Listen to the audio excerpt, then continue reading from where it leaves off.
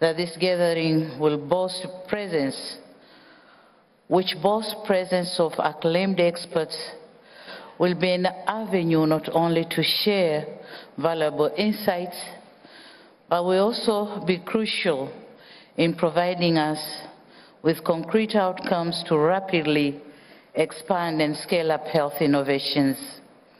In this regard, I wish to commend Her Highness Sheikh Hamoza, Chairperson of the Qatar Foundation, for the cordial invitation and for hosting this summit successfully, and has contributed and consistently over the last 6 years, during which time WISH has contributed immensely to the literature on health issues.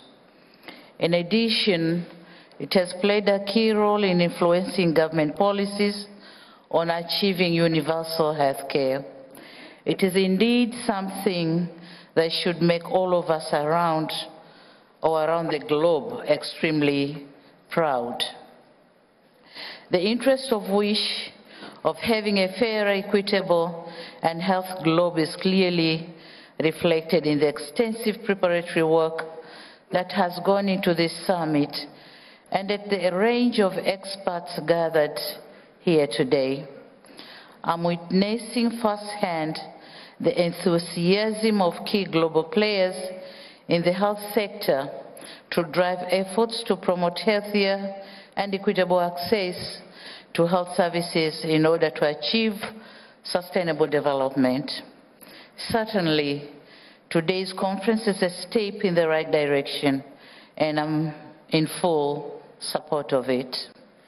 At this juncture, I would like to say that Tanzania greatly values the partnership with WISH, and we are keen to expand our collaboration around a healthier, fairer, and equitable healthcare system for our people through health innovations in order to achieve the implementation of the 2030 Agenda for Sustainable Development, African Union Agenda for 2063, and the Tanzanian Vision 2025. And before I go further, allow me to convey my sincere sense of gratitude and appreciation to the organizers for the excellent hospitality and reception accorded to me and my delegation since my arrival in this beautiful city of Doha. Indeed, the excellent standards of hospitality have made us feel at home away from home. Shukran jazira.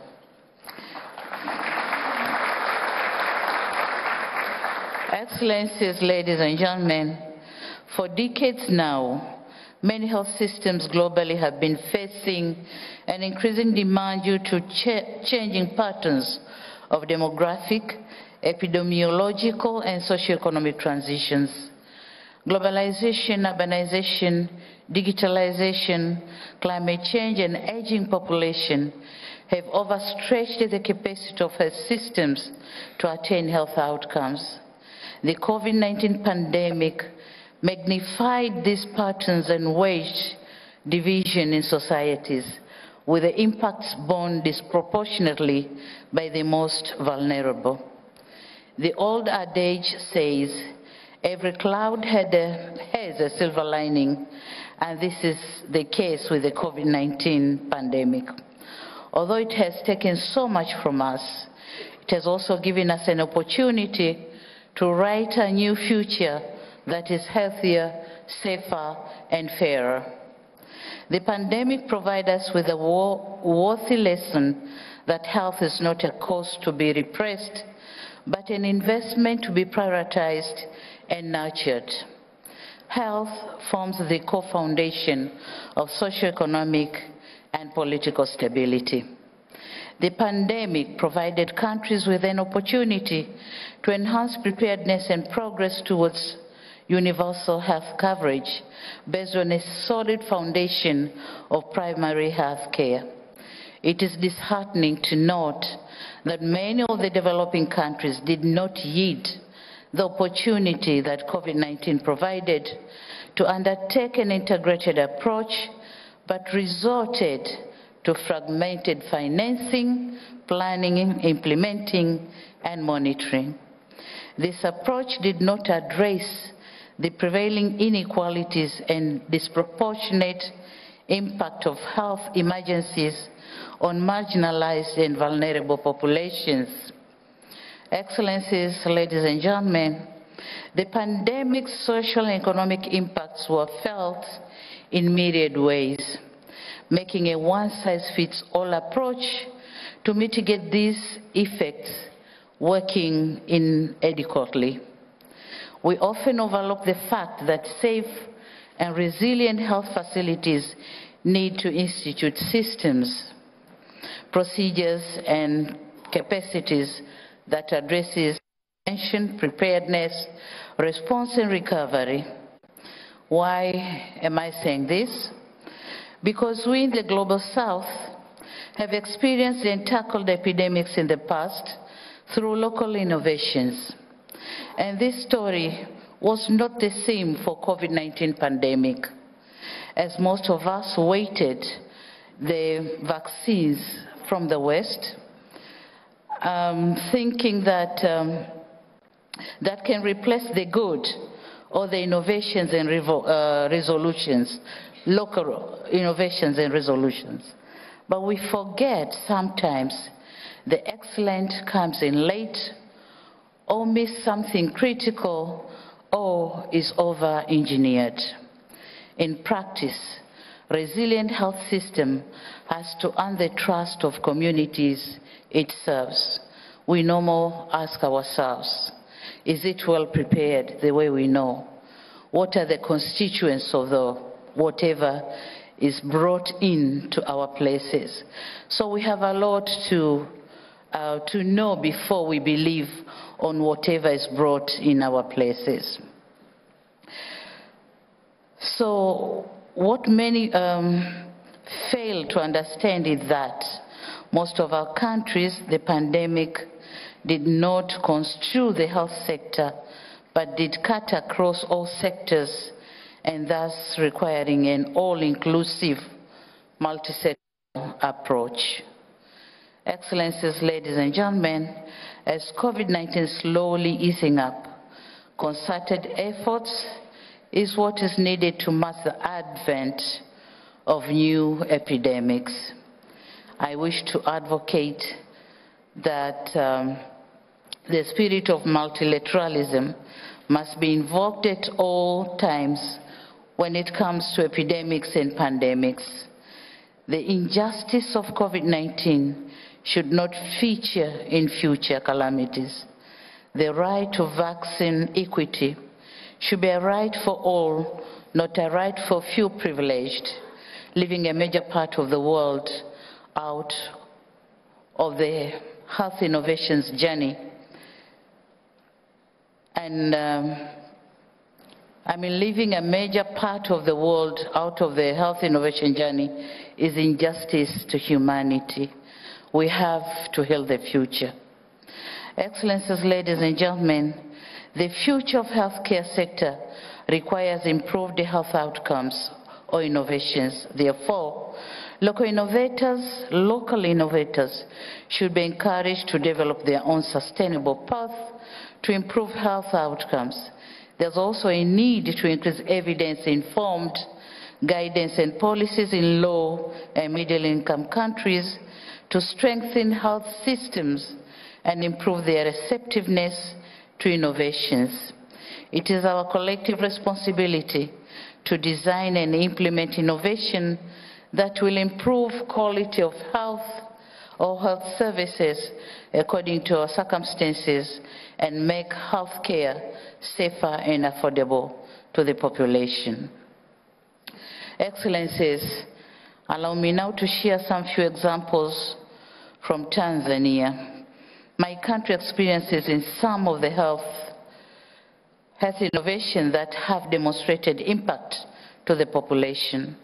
Like any other sub-Saharan country in Africa, Tanzania has utilized the opportunity of rapid increase of mobile digital technology to establish various innovative interventions, such as M-Mama mobile platform, which connects the pregnant women to the emergency transport to safer health centers. Manufacturing of mobile incubators is another innovation that facilitates referral of neonates from one facility to another. This initiative has significantly decreased neonatal deaths in one region. The next step is to scale up this innovation to the remaining regions of Tanzania mainland and Zanzibar. These two innovations have significantly served or saved the life of mothers and children. Excellencies, ladies and gentlemen, despite the progress made in innovation in Tanzania and other countries in sub-Saharan Africa, we still face a number of challenges to enable their scale and diffusion within the health system.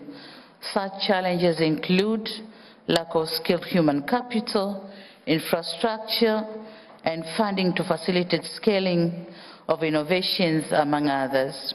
I, therefore, urge you all to take this opportunity to seek ideas and discuss best ways on how we can address these challenges, especially when innovation is focusing to address people's needs and when we use locally available resources in order to minimize cost and ensure sustainability, and when innovation for life-saving conditions are readily available for non-commercial use, and when collaboration is key for success, and innovations that focus to invest on young generation will have bigger impact in future. I once again thank the Qatar Foundation for hosting this event. The United Republic of Tanzania is committed to ensuring that innovation will continue to be its priority in health and development. I thank you very much for your kind attention. Thank you very much.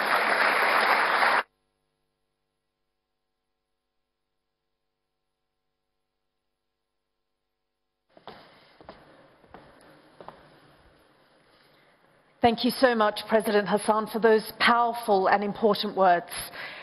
Our next keynote speaker is a biochemical engineer, entrepreneur, and innovator. He's co-founded more than 70 life science and technology startups over his 35-year-long career.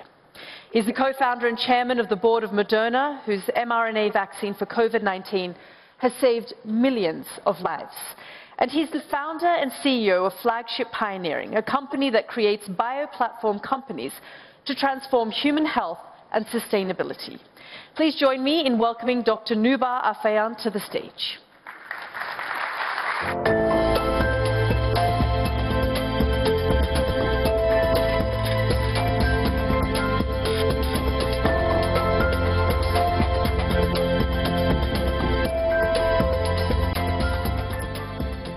Your Highness Sheikha Moza bint Nasser, and Your Excellency Sheikha Hind bint Hamad Al Thani, Your Excellencies, distinguished guests, ladies and gentlemen, it's wonderful to be here in Doha, and especially to be here at WISH.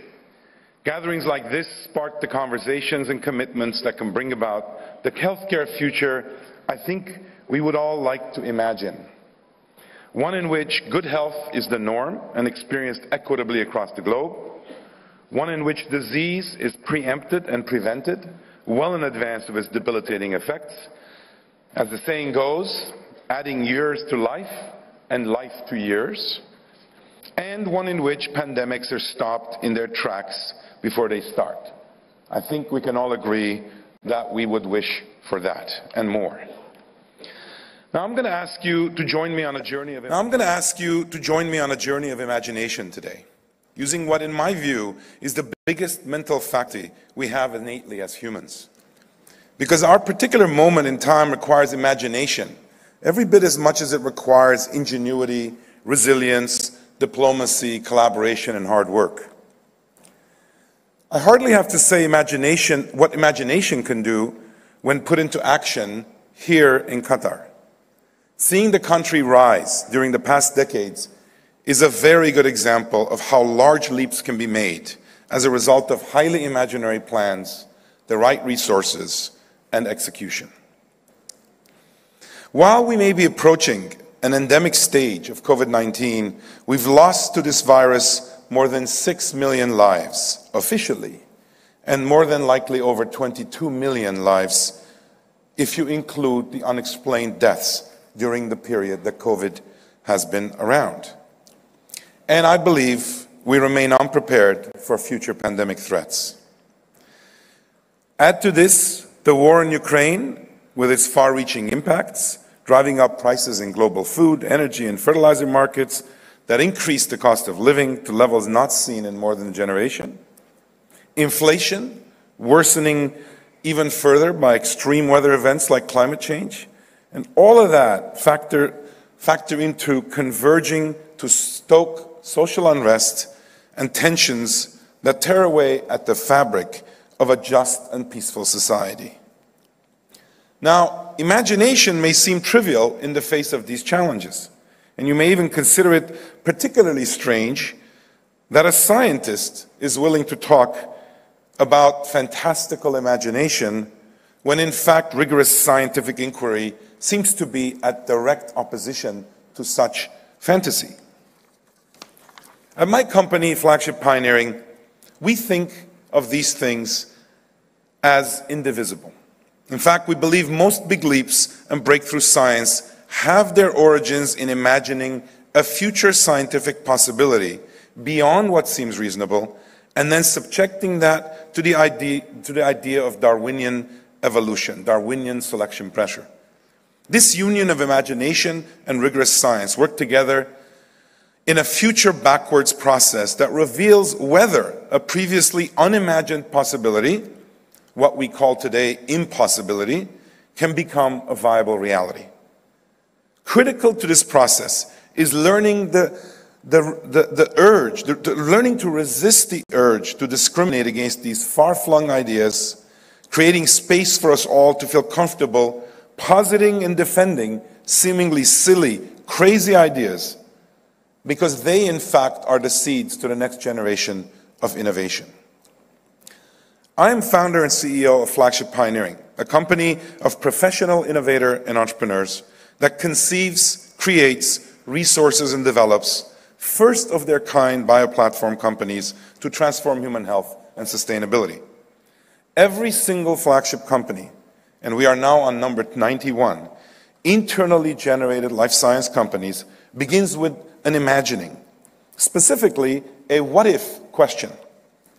The point of this starting question is to imagine a future outcome or capability unconstrained by what seems possible today. What if we could uncover and use certain viruses that colonize our bodies naturally to deliver therapeutics safely and repeatedly? Exploring and eventually answering this question led to the creation of Ring Therapeutics. What if a subset of microbes that colonize our guts can be isolated and delivered in a pill to restore a healthy microbiome? This question led us to create Series Therapeutics, pioneering new approaches to treat often fatal, recurrent C. difficile infections and other diseases. What if microbes can alter the health of crops, such that if we add them to modern seeds that are devoid of microbes, we would increase yields and drought resistance dramatically? This question led us to create Indigo Agriculture, which is now extending the science to enable carbon capture in agricultural soil, thereby decreasing carbon emissions and enriching farmers through a scalable approach. What if we could create detailed corresponding maps that connect all known proteins to their underlying DNA, such that machine learning-based algorithms could allow generation of novel proteins, proteins that nature has never seen? This question led us to Generate Biomedicines, a leader in using AI to invent novel and potent biotherapeutics through computation at a fraction of the time previously needed by modern biotherapeutics. And one more. What if patients could produce biologic medicines inside their own bodies upon receiving a biological code molecule? This question led us to found LS18. We have the habit of numbering our companies when they're born. Our 18th life science company in 2010. That company is now known as Moderna. I'm incredibly proud of our team in Moderna and their round-the-clock efforts to develop and deploy our life-saving vaccine. After 10 years in development, the pioneering platform Moderna had created and tested with $2 billion of private investment was ideally positioned to rise to the greatest biological threat of our generation. Over the past 2 years, mRNA technology invented by Moderna has been combating the virus, which in turn also uses RNA to infect our cells, pitting our immune system against a hypermutable enemy. In that battle, a simple code molecule instructing or arming our immune systems, now across over 1 billion people, provided a path to security, saving millions of lives, according to expert estimates. Importantly, Moderna designed the vaccine in 2 days, using only computers, developed towards the first in-human data in 42 days, and ultimately got regulatory approval for distribution in record time, about 10 months, what is widely documented as the most effective vaccine against COVID. But even more importantly, we did so with a commitment to equity at every stage. In the summer of 2020, we slowed enrollment of our US clinical trials to make sure our vaccine data painted a representative and diverse picture. This led our vaccine to be approved 1 week after that of a competitor. If we had to make the same decision to slow down our trials by several weeks in order to be more inclusive of diversity, we would do the same thing again. In October 2020, we became the first company to commit to not enforcing COVID-19 patent rights during the pandemic. And in 2022, to underscore our commitment to health equity in low and middle income countries, we updated our patent pledge to never enforce COVID-19 vaccine patents against manufacturers of vaccines for sole use in the 92 low to middle income countries. We are also alone in that act. To enable production of our vaccines in different continents, we are establishing what we call resilience plants. We recently announced our plans to build such a plant in Kenya with a capacity of over 500 million doses per year output to serve the region. This, alongside a number of such other plants, will make it easier for us to supply globally when the next pandemic arises. We also realize that we need to apply our technology to address many more diseases that afflict certain low to middle income countries. To this end, we're advancing a portfolio of 15 vaccine programs through human clinical studies that target emerging or neglected infectious diseases. We've prioritized work against pathogens identified as persistent global health threats, including HIV, tuberculosis, and malaria, neglected tropical diseases, and the priority pathogens of the WHO and CEPI. We believe collaboration is key to harness the power of mRNA to tackle the world's greatest global public health threats. To accelerate additional vaccines, we launched a program called mRNA Access, where global researchers throughout the world can use Moderna's mRNA technology, manufacturing capabilities, and R&D expertise to explore new vaccines against infectious diseases. And we have a next-generation vaccine against COVID-19 called mRNA-1283 in development, designed to be stable at refrigerated temperatures for efficient distribution in developing countries. We just launched, as many of you hopefully have heard, a new bivalent vaccine to combat old and new strains alike, and we will stand guard on this front with new vaccines for as long as needed. Now, beyond applications for pandemic vaccines, the same mRNA technology and platforms being applied across an extensive pipeline that includes 46 human clinical programs, half of them in vaccines, half in therapeutics. What's truly unique about this platform is that a small change in the code of mRNA allows us to make a completely different protein delivered safely with the now proven nanoparticle technology. Now, as you heard from Lord Darzi, beyond the battle between the virus and our immune systems, what we witnessed beginning in the winter of 2020 is also a collision between a fast pandemic, SARS-CoV-2, and the slow pandemics of obesity, heart disease, diabetes, and other chronic diseases that are now alarmingly prevalent and distressingly unequal in who they afflict. The vast majority of those who suffered hospitalization or death from COVID had one or more of these underlying conditions. Take diabetes. 1 in 4 African Americans in the US suffer from the disease, increasing their risk of serious illness from COVID, while only 14% of whites in the same age range do. Hispanic and Black residents of Massachusetts, for example, where our company is based, are about 4.3 and 2.7 times more likely, respectively, to be infected with COVID-19 and 1.7 and 2.3 times more likely to be hospitalized from the virus than white residents. COVID's toll in the United States and elsewhere across the globe has been deeply, unjustly unequal. And the efforts for all of us in the room to advance human health are taking place against the backdrop of what we call a healthcare system, but in reality is a sick care system. We spend an enormous amount of time, effort, and money treating people once they are sick, rather than trying to help keep them healthy. A 2017 study of OECD countries showed that nearly 98% of spend on healthcare was for treating illness, leaving only 2% going to interventions and diagnostics that hold the potential to keep us from even getting sick in the first place. By waiting for disease to manifest, costs are higher, preventing many from accessing care, and outcomes are worse. Early detection that preempts disease or reverses or manages a pre-disease condition could offer a solution to healthcare inequities. Think of this as preempting or, say, delaying disease. The application of leading-edge biological science, such as what many of the laboratories nearby conduct, added to digital technologies, allow us to think of setting new goals for population health that complement our current public health goals. Advances in biology and computation, especially the most recent advances in machine learning, will make all this impossible actually quite possible.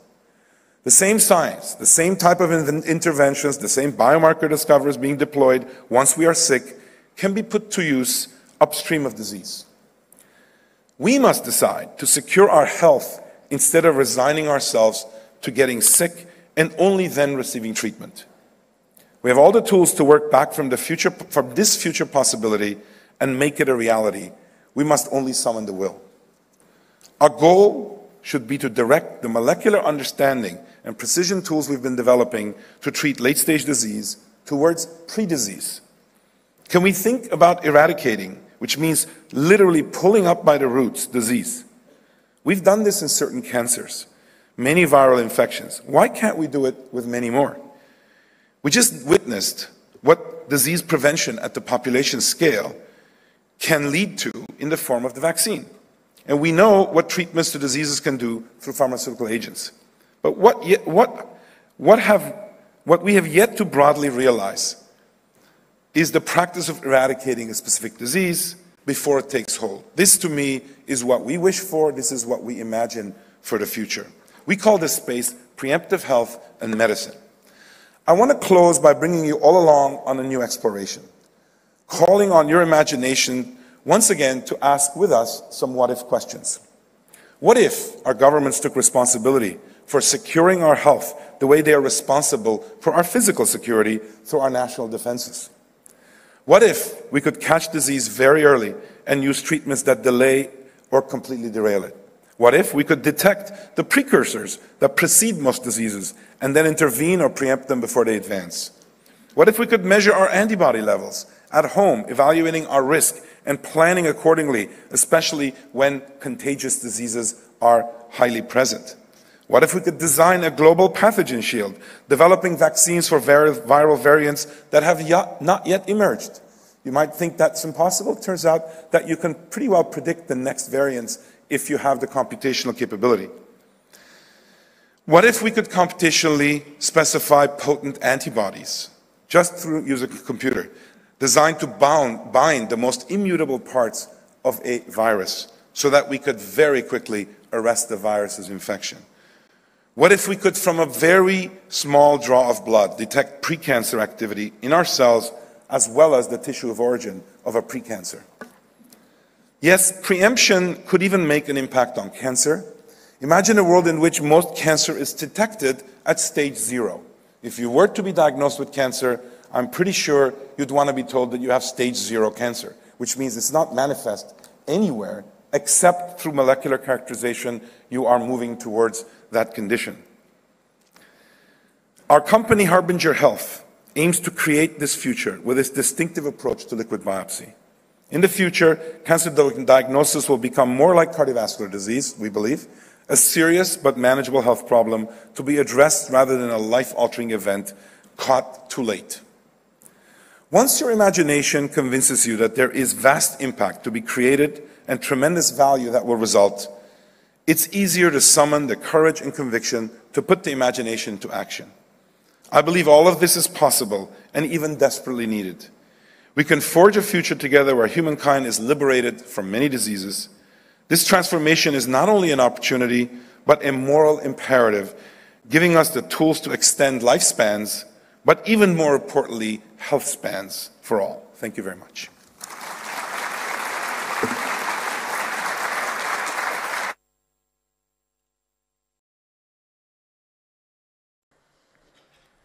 Thank you so much, Dr. Afyan, for raising those important and critical questions. A lot of food for thought there.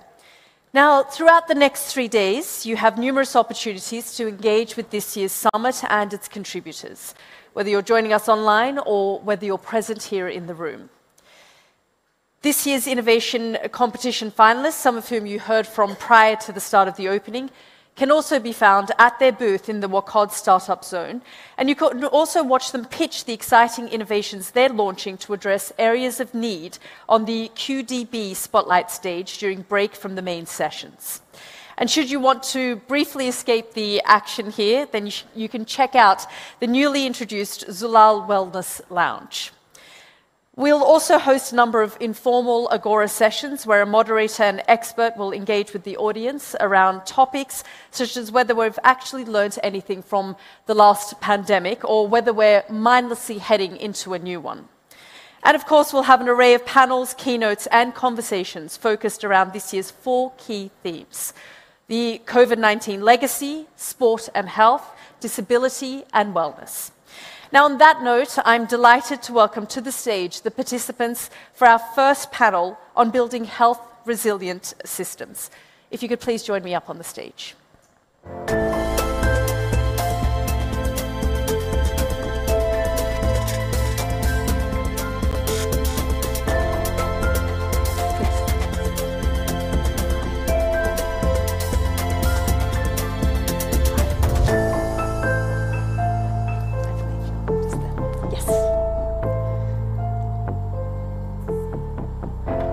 I'd like to introduce our panelists now. We've got Professor Sir Aziz Sheikh, Director of the Usher Institute at the University of Edinburgh, Dr. Ahmed Al-Madari, Regional Director for EMRO for the WHO, Her Excellency Dr. Hanan Al-Khawari, Minister of Public Health, Qatar, the Right Honourable Patricia Scotland, KC, Secretary-General of the Commonwealth of Nations, and Peter Sands, Executive Director of the Global Fund. Thank you all for joining us here on the stage. Professor Sheikh, I'd like to begin by asking you the first question. As we sort of sit back and reflect on what's happened over the last 2.5, 3 years, I suppose the main question I'd like to ask is, why wasn't the international community, why weren't our health systems better prepared for this pandemic? Yeah, an incredibly important question. So, I mean, I think there are kind of 4 issues that strike me. One is that, really, if we look around the world, the majority of countries didn't really have pandemic preparedness plans in place. And if you don't have those plans in place, then you have to make up the rules under incredibly difficult circumstances. The second thing is that where those plans were in place, they tended to be focused on previous pandemics. So, for example, influenza, MERS, for example. And we know that this pandemic is different. So there are yes, there are some transferable lessons, but there are major differences. I think the third issue for me is that where those plans were in place, so in a few countries, were those plans sufficiently road tested, stress tested through simulation exercises and on an ongoing basis, and trying to learn the lessons from those? And I think many countries fell short. And the last point is that pandemics are by definition global, and so national plans are important, but what we need is regional and international collaboration. And I think that was lacking really quite markedly in this pandemic. I mean, Professor, I suppose the question is, you talked about those who were prepared, those who weren't prepared. But given there weren't any shortages of warnings, there were global warnings, reports written, discussions by many people, experts here in the room as well, who spoke about the fact that we're on the heels of a major global pandemic, yet it wasn't taken seriously. Yes, I mean, I think pandemics will come. I mean, they've come throughout history. They will continue to come. But what we tend to do in healthcare is respond, I mean, in kind of very sporadic ways. So there's lumpy funding. Rather than sort of continuous preparation, it tends to be really as a kind of a response to the pandemic that's being encountered. So I think that is a kind of an incredibly important issue. Obviously, ministers of health are grappling with all sorts of other issues. And so if this is not sort of staring in the face, then resources, I think, tend to get diverted. And unfortunately, I think we're already beginning to see that, even though we're not out of the current pandemic. So there are other things which are kind of rising to the top of the pile. Pandemic preparedness, resilience. I think in many countries we're seeing sort of interest being shifted already, I think. And you've made certain recommendations through your reports about what to do in the short term, the mid-term, and the long term. And you've also called on the WHO to take a more leading approach so that we can hold the global community accountable. Can you tell us a little bit more about that? Yes, I think the World Health Organization is an absolutely fantastic organization, has incredible convening power. And so their involvement in this work, I think, is incredibly important. I'm really pleased that we've got WHO representatives here today. I think they can play a role. They can help in terms of convening, sharing of information. Clearly they have a pivotal role in declaring pandemics. But I think, as we move forward, we need to be better prepared. And how can they actually help support countries in developing those plans? Perhaps, helping them in terms of testing their plans formally, identifying weaknesses, and allowing countries and nation states to be able to be put into a better position. So I think WHO has got a pivotal role in that respect. I want to bring you in, Dr. Matari, because when we talk about the role of the WHO came under a lot of pressure, especially at the early stages of the pandemic. But can you tell us what the role of the WHO was? Because, I would interview representatives of the WHO and say, why aren't you telling nation states to tell their citizens to wear masks, for example? But you can't actually dictate, you can only advise. That's correct, isn't it? I think you've got your mic just next to you. Thank you very much for inviting me to this important discussion. It is my great pleasure and honor, and thank you for asking this question. In fact, since its establishment in 1948, WHO have been working very closely with member states, either members of WHO or other states that are not yet members, and global, regional, and national organizations as a global health leader, to make sure that every citizen everywhere on earth is receiving health care they deserve, they need, and focusing on the concept, as have been mentioned by our earlier speakers, on health before focusing on diseases. And that was the basic concept, based on the definition of health that have been given by WHO tens of years back, which is a state of complete physical, mental, social, health. It is not just absence of a disease. So that was the basic concept of WHO. Since that time, 1948, until today, WHO have been working with member states on establishing many frameworks, initiatives, and introducing a lot of regulations to make sure that member states are following these evidence-based technical guidance from WHO. And one of the examples is the IHR, the International Health Regulation 2005, which have asked all member states to adhere and follow certain rules and regulations when it comes into dealing with outbreaks, epidemics and pandemics. And COVID-19 is an example. Are they listening though?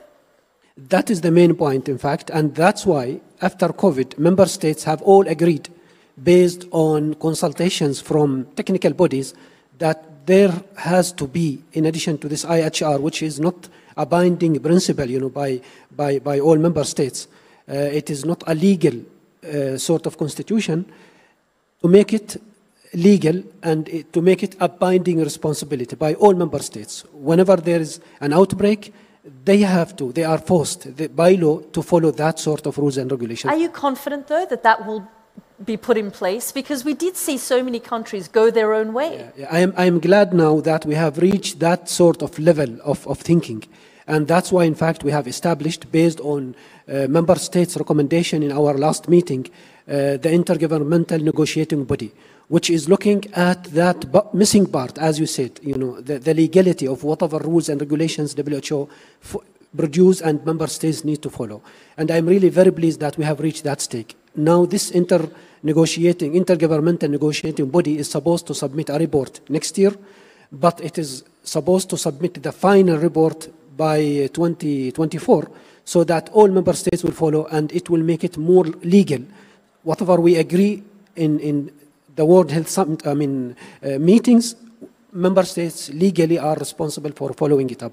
And I feel that will be a very protective measure of WHO rules and regulations when it comes into protecting health of the people. But how will you hold these member states accountable if they decide not to follow through, despite it being a legally binding document? That is the point now, when all member states last May agreed, we need a body that will legally bind these member states to follow. If they do not follow, I'm sure actions will be taken against them. And that will be the proposal we are looking forward to have from this internegotiating governing body, which will produce that rule. We have many United Nations organizations that are really legally forcing member states to follow. And if they do not follow, actions or penalties will be taken against them.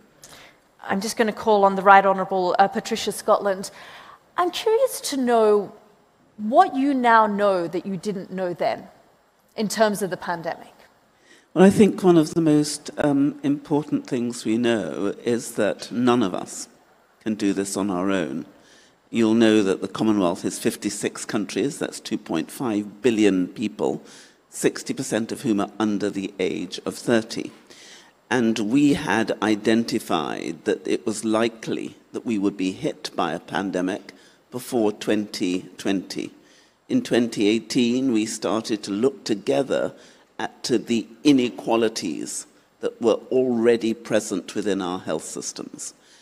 And what we determined was that the only way in which we would successfully meet the challenges would be by collaboration and partnership. And one of the extraordinary things about the Commonwealth is we're like a petri dish.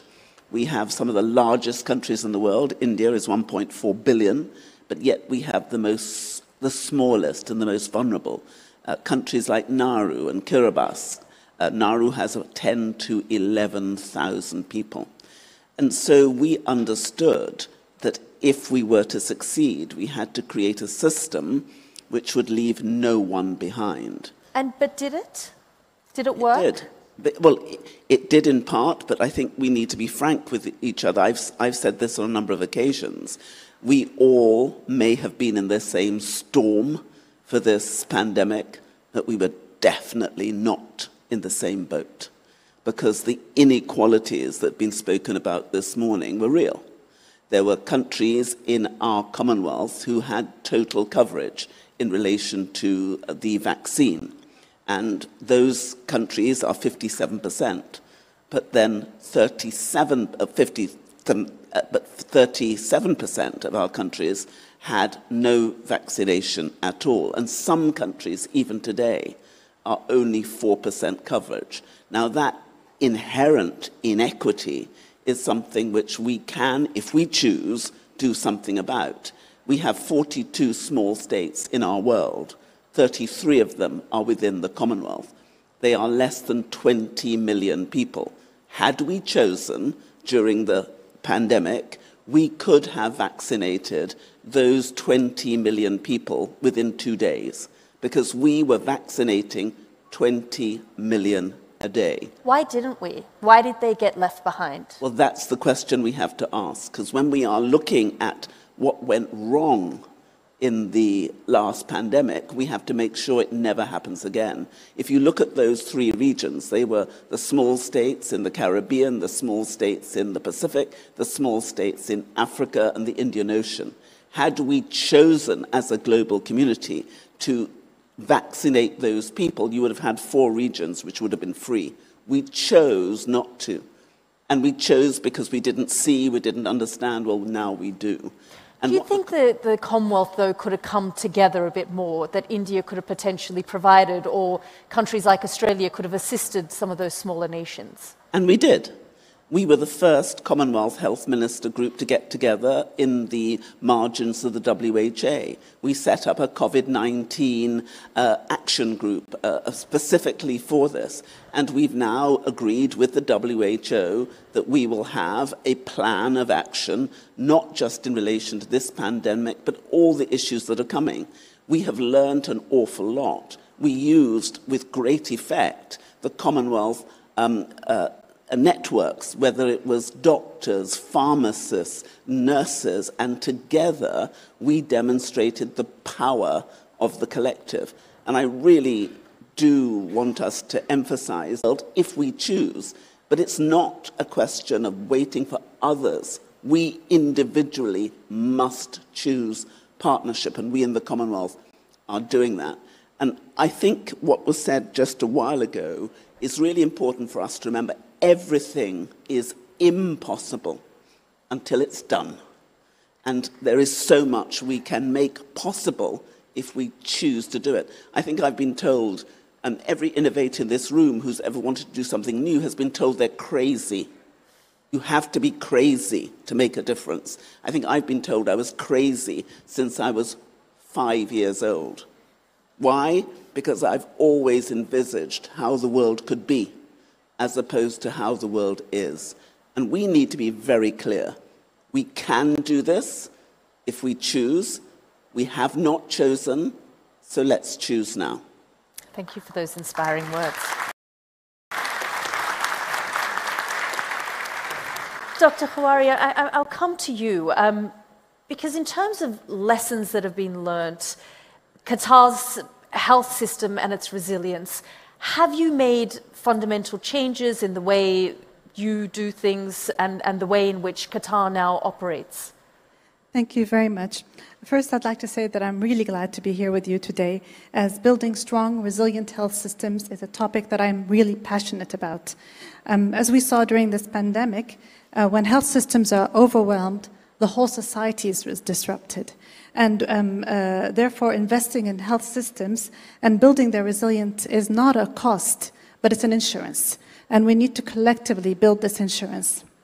The pandemic has been a challenge, but it has also been an opportunity for us to test our plans, our resilience, and to learn to be better positioned for the next pandemic.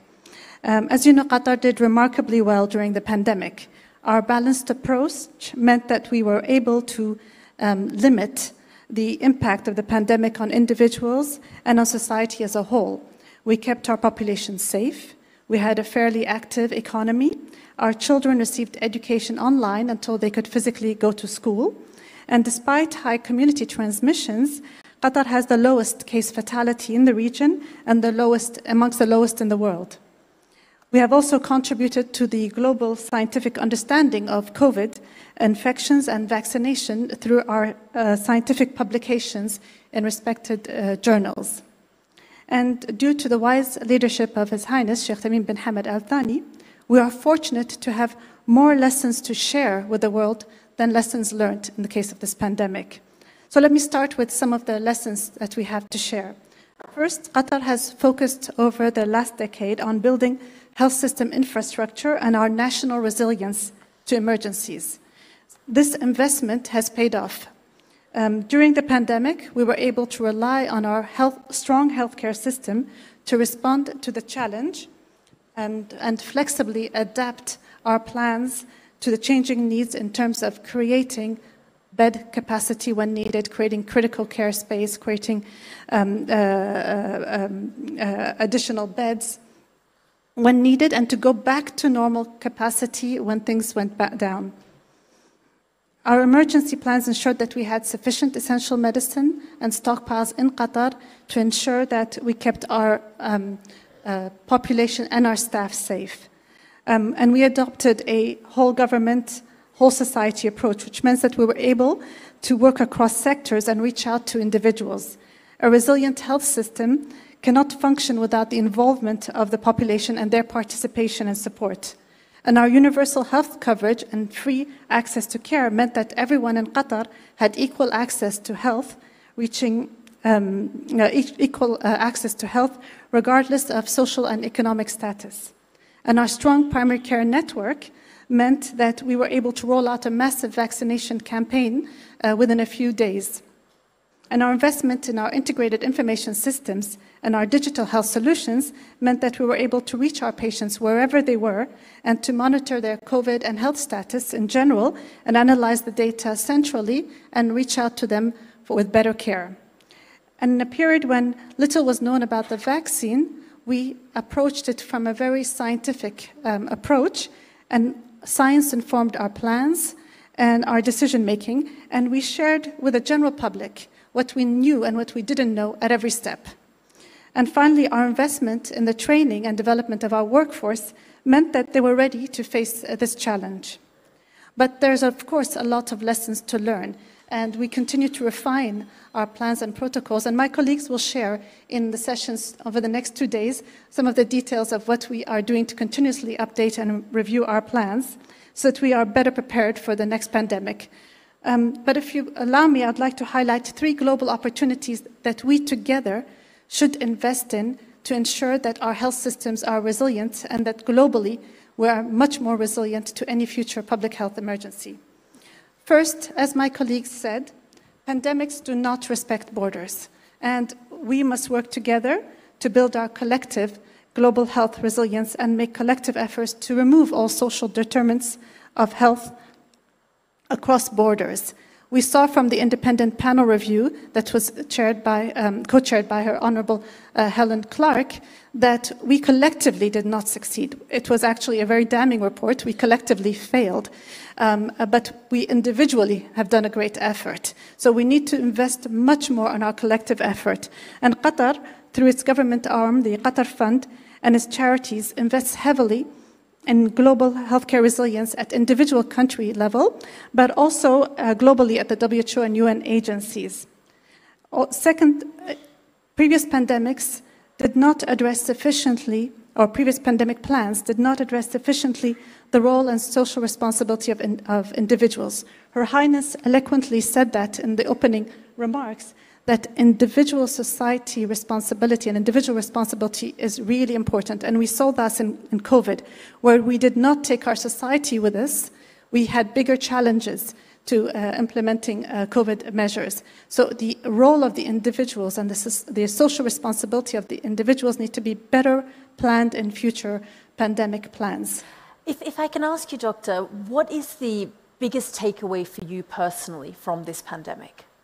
Well, there's a lot. First, it taught me and my colleagues that the effort we put in all our resilience plans, all our development really paid off. So in Qatar, we had been preparing for public health emergencies and for general emergencies, national emergencies, and that plan really paid off. And therefore, we need to take planning very seriously as countries. And when we get guidance and advice from organizations like WHO and others on how we should prepare for any public health emergencies or any disasters, we really need to take that seriously, and we need to prepare and not shelve that as something that may or may not happen. So that's, I think, the biggest takeaway. And one other item I wanted to highlight, which I'm really glad the conference today will be focusing on, is that over the last 3 years, the long fight against the COVID pandemic has had a very strong or a very important toll on healthcare workers in terms of their mental health, their physical health, and their social well-being.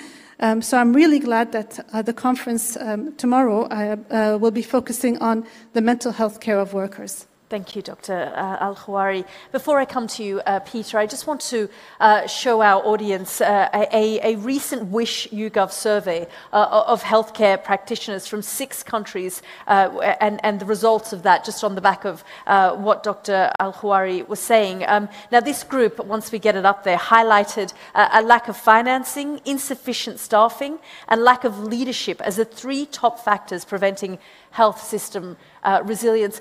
Peter, I just want your response to this, because obviously insufficient staffing we saw across the board in countries everywhere.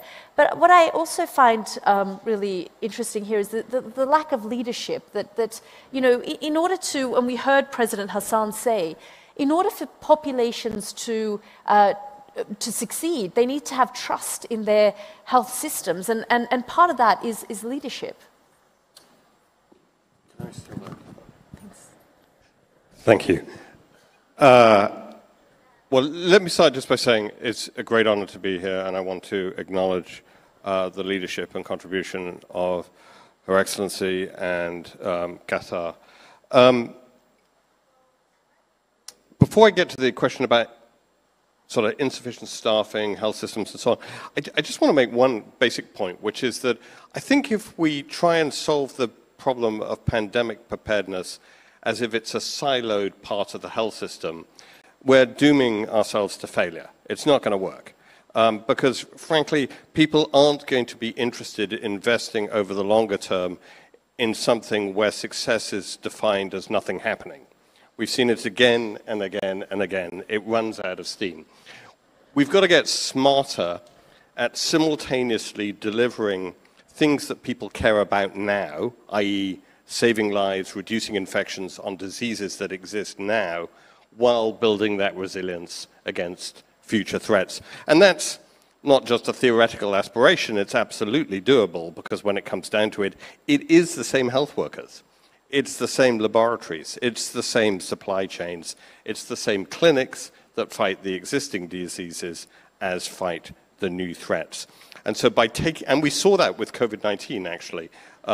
Many countries' COVID-19 responses were built off the back of the infrastructure they had put in place to fight diseases like tuberculosis or HIV or malaria. The second thing, and here I want to build on Dr. Khouari's comments, is that and also Dr. Afyan's earlier ones, is we need to think broader than just the narrow conception of a health system. Because there are these other actors. Private sector providers play a very big part in many countries, but critically, and this is to the point about trust, communities play a huge role. And many of the failures, particularly in the richer countries of the world around the COVID-19 response, were based on the fact that the public didn't trust what the authorities were having to say. And if you don't build that trust through the work of communities and the engagement of communities before a pandemic strikes, it's kind of too late to try and do it. They didn't trust vaccines. There were some communities that had vaccine hesitancy as well. But fundamentally, the trust was not believing the voices that told them what was good and what was bad. It wasn't so much whether they trusted the health or the vaccine. It was more about, did they believe what people were saying to them? And trust is a critical asset. If you look at which countries did well in the COVID-19 response, trust in the authorities was a massive factor. Now, you build that trust, You build that trust by delivering for people. You build it by countering the things that are killing their children or their families now, and helping them now, and by building engagement with communities. And I think by kind of sometimes over-medicalizing and over-centralizing the way we think about this, we've lost the sense of what that trust is. And can I raise one issue which I think comes to this point of sort of trust? We talk a lot, and it's absolutely right to talk about the inequities in pandemic response. So who gets vaccines and who doesn't, who gets treatments and who doesn't. Yet there's another level of inequity, which is who gets to say what counts as a pandemic? So this year, for example, in the world, roughly as many people will die of tuberculosis as will die of COVID-19.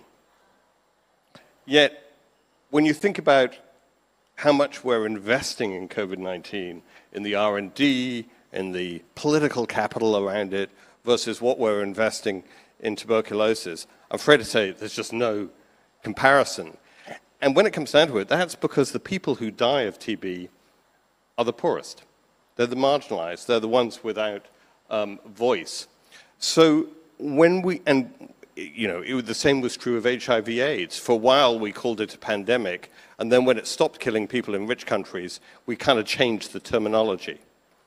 So as we think about the threats to human health and communities, we need to challenge ourselves to ask the equity question right at the start, not just at the point when we're talking about the distribution of medicines. So who does get to define that? I mean, you know, should the WHO be looking at defining other things that are impacting things like tuberculosis as a pandemic as well?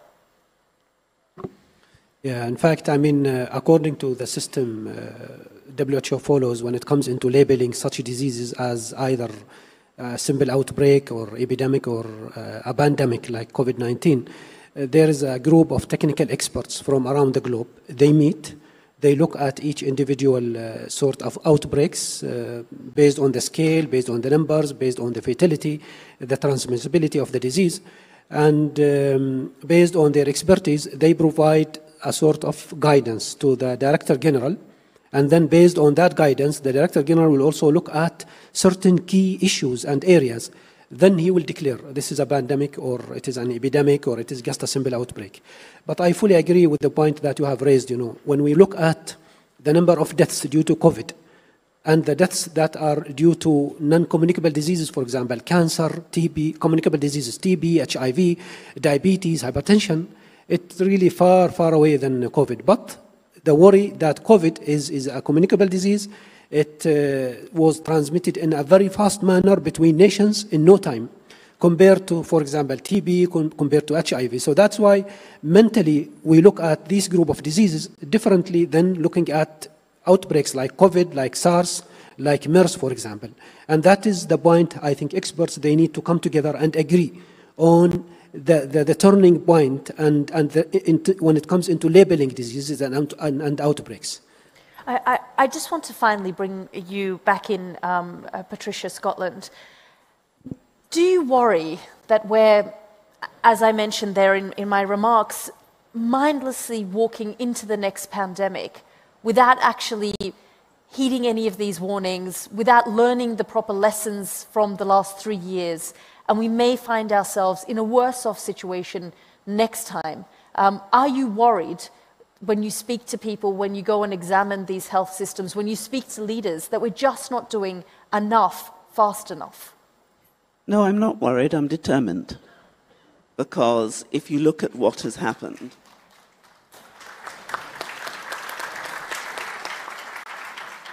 we are doomed if we don't understand our history. And if I look at what our Commonwealth leaders have decided in June 2022, and I'm very glad that the First Lady of Rwanda is here with us, because Rwanda is our chair in office.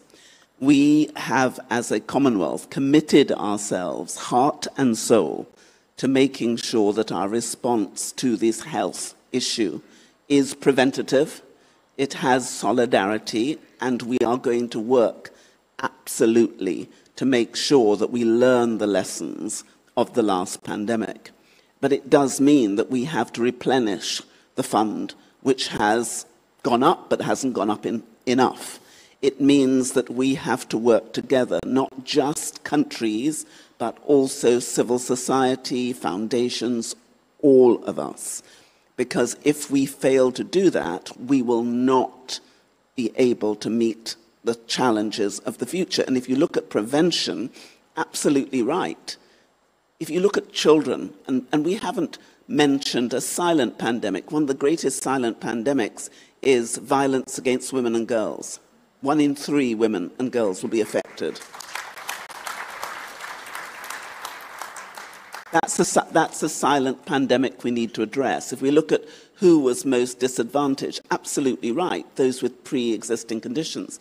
We have said that we need to strengthen universal health coverage. But if you want to look at a child's possible future, we know that what a child will deliver by the age of, what we give a child at 22 months will be what that individual will achieve by 22 years. If we want to invest in our future, we have to invest in our children. Now, we have to do it all. Can we do it? Yes, we can.